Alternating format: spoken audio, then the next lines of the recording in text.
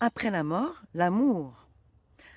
Je vais vous parler de la nuit noire de l'âme. Et pour moi, la nuit noire de l'âme, c'est une période de souffrance intense. Et c'est une souffrance qui se trouve à l'intérieur de nous. C'est pas une souffrance physique, quelque chose qui se manifeste par de la douleur physique. C'est une douleur émotionnelle, une douleur existentielle, je dirais.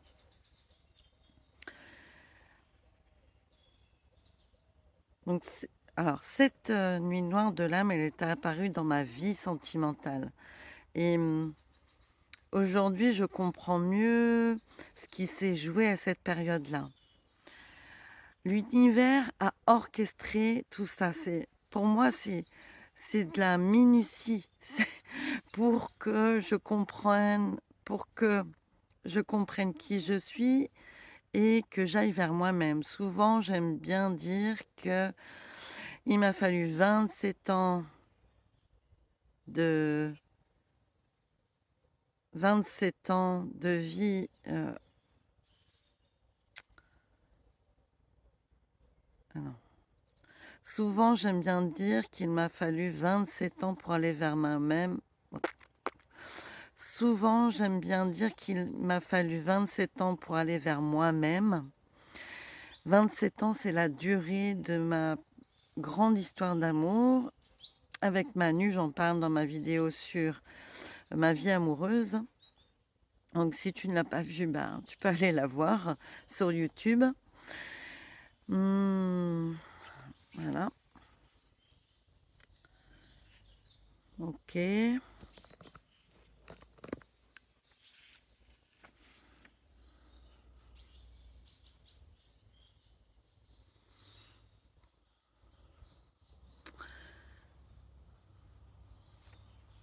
L'univers a orchestré quelque chose d'incroyable.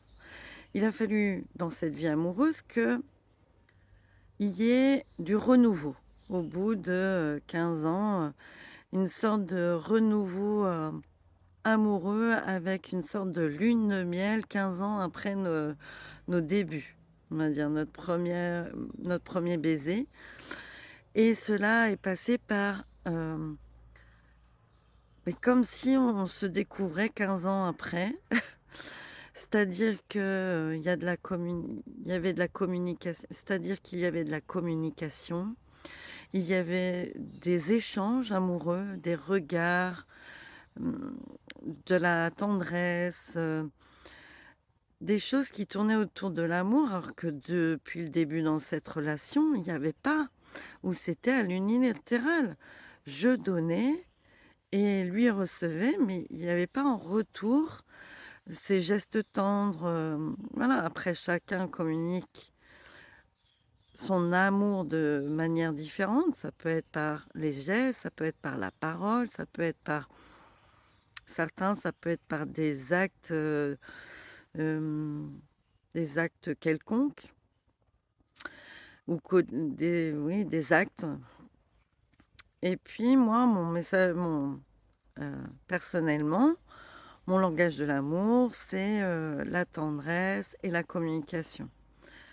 C'est par là que c'est comme ça que je communique quand je suis amoureuse.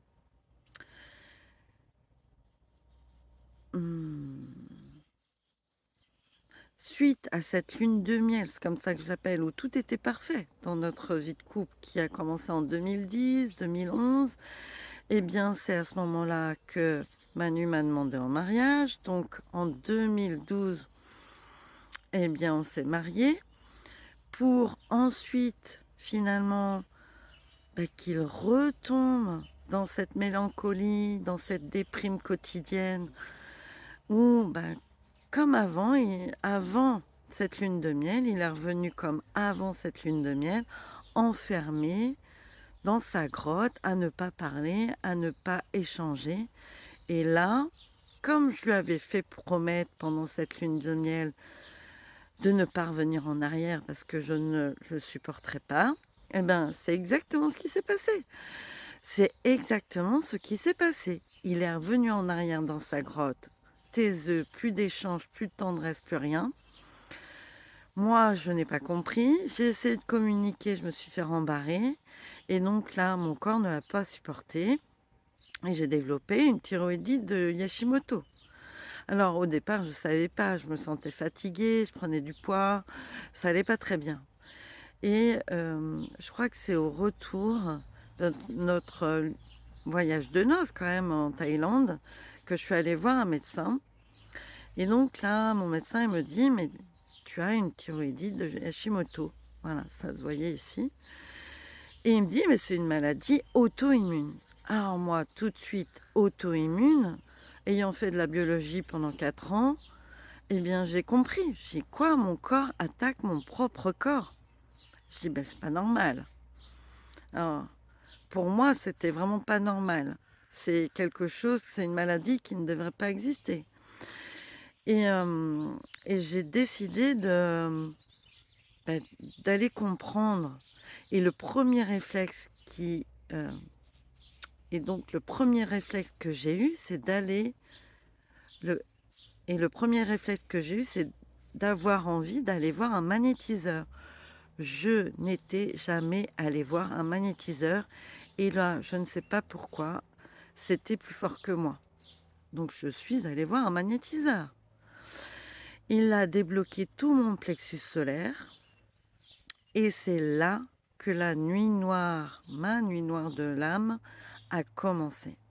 Parce que là, tous les souvenirs, toutes les blessures, vécues dans mon couple sont remontées et il y en avait énormément et peu de temps après, donc j'ai commencé à pleurer et je revoyais ces vieilles blessures non traitées ou sur lesquelles j'avais, mis une sorte de couvercle et que j'avais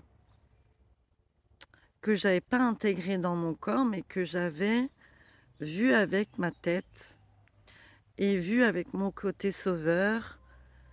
Je, je voulais en fait, je rentrais quand il me blessait, je je rentrais dans mon côté sauveur et je prenais cette distance qui, est caractéristique des sauveurs et qui, qui permet de rentrer dans un rôle de thérapeute. Mais pas d'intégrer dans son propre corps, parce que je n'étais pas la thérapeute de Manu et là, cette nuit noire, et ben, elle m'a permis de vraiment pleurer, d'évacuer toute cette souffrance et c'est passé, par les larmes chez moi et ça a duré plus d'un an et demi, à peu près un an et demi, où j'ai pleuré tous les jours. Alors ça pouvait durer 5 minutes, mais ça pouvait durer 1 heure par jour et c'était un moment où je m'isolais, j'avais besoin de m'isoler de ma famille, hem, de mon travail. Donc souvent au travail, ça allait et vraiment ça arrivait, ça arrivait, ah et souvent ça arrivait chez moi ou quand j'étais seule. Alors ça pouvait m'arriver quand j'étais dans la voiture aussi, quand j'étais en déplacement. Donc des moments où je devais me retrouver seule avec moi-même. Hem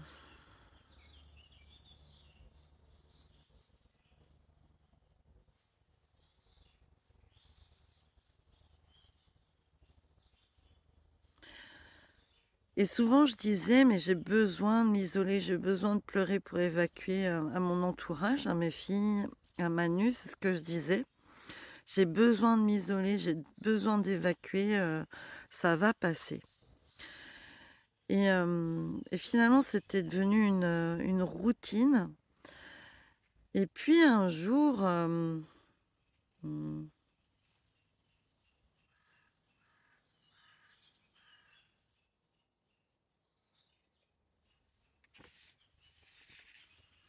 ah oui, heu, ah oui, en 2013, donc ça commence en 2013 et puis, au mois d'octobre 2013, je perds aussi mon frère et donc ces larmes, à la fois je fais le deuil de mon frère et à la fois je pleure pour, évacuer mes blessures, vécues, dans mon couple et donc il y a tout ce processus. Parfois, je pleure pour mon frère, parfois je pleure pour évacuer mes traumas et puis parfois c'est pour les 2 et tout se mélange. Parce que mon frère, même si je savais qu'il allait mourir puisque il avait la même maladie que mon père, donc mon père est mort à 33 ans, mon frère à 35, donc très peu, d'écart, ils sont morts à peu près au même âge, on peut dire, et je savais que finalement ce qui se produisait à la mort de mon frère, c'était une sorte de libération de, mes responsabilités envers ma famille, on va dire. Eh bien, j'avais quand même ce deuil de la personne à faire, puisque la personne, c'est un départ, on ne la revoit plus. Donc à chaque fois, c'est quand même un deuil à faire, même si on est OK avec la mort. Et donc je pleurais constamment. Et je comprends aujourd'hui jusqu'où ça voulait m'amener, cette nuit noire de l'âme. Ça voulait m'amener vers la trahison, parce que finalement, le non-respect de cette promesse, ça m'a, je me, je me suis sentie trahie personnellement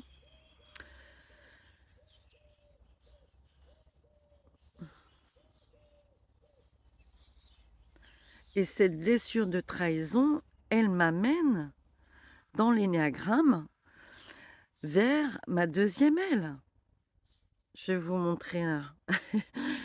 Ma deuxième aile qui est le loyal sceptique, le profil numéro 6 et qui, justement est là pour, qu'on ait le courage d'aller vers nous-mêmes et de ne plus, éviter la déviance.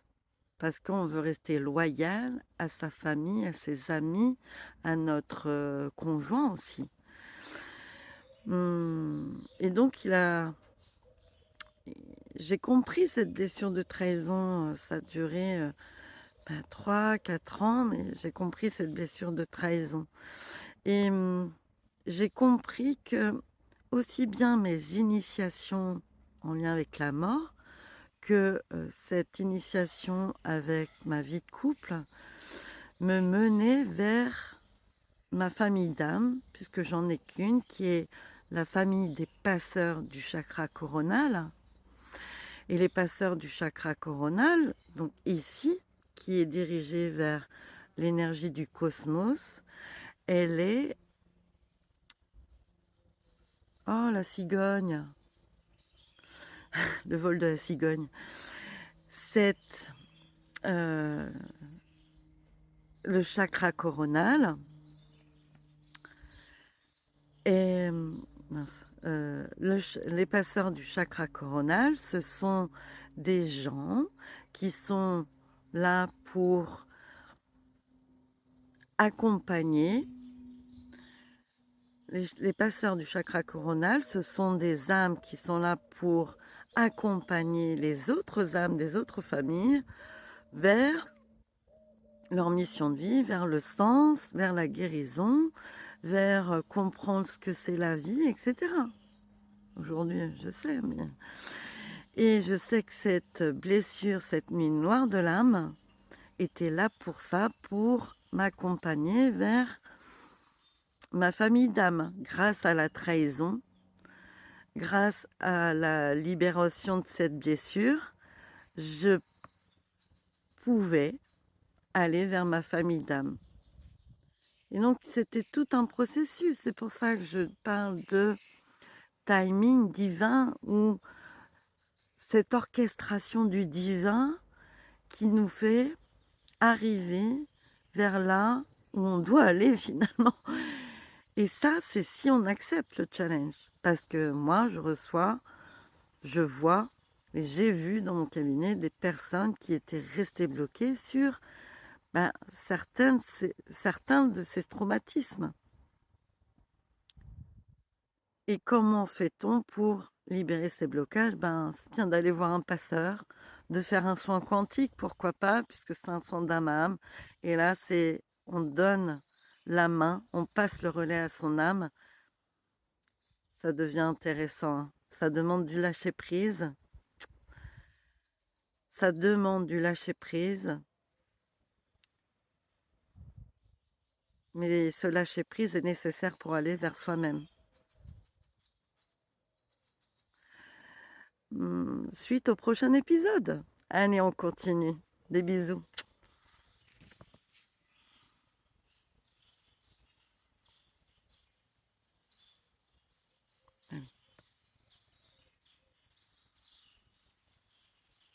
Ah non. Ah non, je perdais.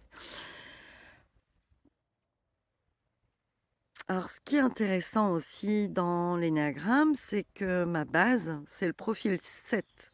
Et le profil 7, c'est l'optimiste épicurien. L'optimiste épicurien, sa compulsion, ce qu'il évite, c'est la souffrance. Et donc, moi, pendant des années, avec Manu, je ne voulais pas voir cette souffrance, la souffrance de son indifférence, cette violence de l'indifférence et la violence de, du rejet aussi, cette blessure de rejet que je ne voulais pas voir. Et, et ce qui fait que quand on est dans la... Quand on est dans la passion, quand on exprime la passion, c'est-à-dire la régression, on va vers de l'intempérance, c'est-à-dire qu'on remplit sa vie. Les émotions aussi, on exprime à la fois de la colère, de la joie, toutes les émotions sont mélangées, c'est intense et on a du mal à tempérer tout ça. Et le but du 7, c'est d'aller vers cette tempérance et d'accepter sa souffrance. Ça passe par l'acceptation de la souffrance. C'est ça qui est intéressant. Et moi, ma nuit noire de l'âme, elle m'a permis d'aller vers cette souffrance, justement. Est-ce que j'ai autre chose?